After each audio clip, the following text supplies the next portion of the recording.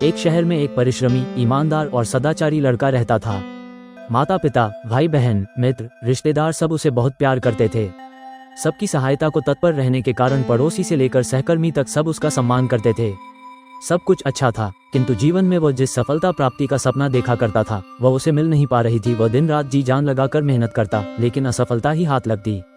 उसका पूरा जीवन ऐसे ही निकल गया और अंत में जीवन चक्र से निकलकर वो कालचक्र में समा गया। उसने जीवन में अच्छे कर्म किए थे, इसलिए उसे स्वर्ग की प्राप्ति हुई। देवदूत उसे लेकर स्वर्ग पहुंचे। स्वर्गलोक का अलौकिक सौंदर्य देख वो मंत्रमुग्ध हो गया और देवदूत से बोला, ये कौन सा स्थान है? देवदूत ने कहा, ये स्वर्गलोक है। तुम्हारे अच्छे कर्म के कारण तुम्हें स्वर्ग में स्थान प्राप्त हुआ है, अब से तुम यहीं रहोगे। ये सुनकर लड़का खुश हो गया। देवदूत ने उसे वो घर दिखाया जहाँ उसके रहने की व्यवस्था की गई थी। वो एक आलीशान घर था। इतना आलीशान घर उसने अपने जीवन में कभी नहीं देखा था। देवदूत उसे घर के अंदर लेकर गया और एक एक कर सारे कमरे दिखाने लगा। सभी कमरे बहुत सुंदर थे।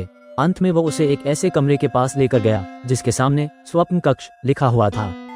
जब वे उस कक्ष के अंदर पहुंचे तो लड़का ये देखकर दंग रह गया कि वहां बहुत सारी वस्तुओं के छोटे छोटे प्रतिरूप रखे हुए थे। ये वही वस्तुएं थीं जिन्हें पाने के लिए उसने आजीवन मेहनत की थी, किंतु हासिल नहीं कर पाया था।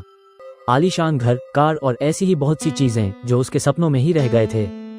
वो सोचने लगा कि इन चीजों को पाने के सपने मैंने धरती लोक में देखे थे, किंतु वहां तो ये मुझे मिले नहीं। अब यहाँ इनके छोटे प्रतिरूप इस तरह क्यों रखे हुए हैं? वो अपनी जिज्ञासा पर नियंत्रण नहीं रख पाया और पूछ बैठा, ये सब यहाँ इस तरह, इसके पीछे क्या कारण है?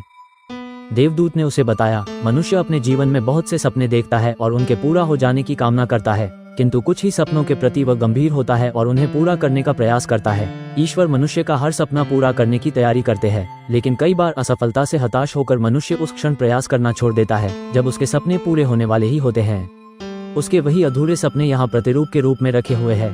तुम्हारे अधूरे सपने भी यहाँ पर ही रखे हैं। तुमने अंत समय तक हार न मानी होती तो उसे अपने जीवन में प्राप्त कर चुके होते।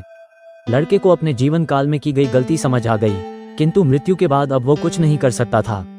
मित्रों, अपने सपनों को अधूरा मत रहने दीजिए। दृढ़ निश्चय और अथाक प्रयास से उन्हें वास्तव में तब्दील करके ही दम लीजिए।